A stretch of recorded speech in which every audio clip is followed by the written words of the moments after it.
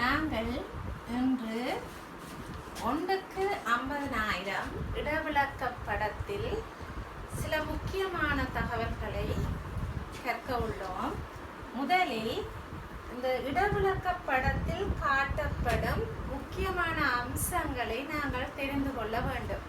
அந்த படத்தில் இருந்து நாங்கள் அடையாளம் காண வேண்டும். அதில் நான் இன்று உங்களுக்கு சுவடு,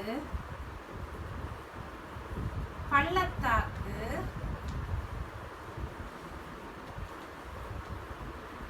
எவ்வாறு அடையாளம் காண்பது என்பது பற்றி கூற உள்ளேன்.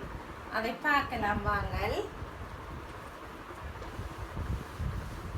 நீங்கள் தெரிந்திருப்பீர்கள், சம உயர கோடு என்றால் சமமான உயரங்களை இணைத்து வரையும் கோடு சம உயர கோடு. சம உயர கோடில் நாங்கள் அப்படி சம உயர கோடு இப்படி இருக்கேக்க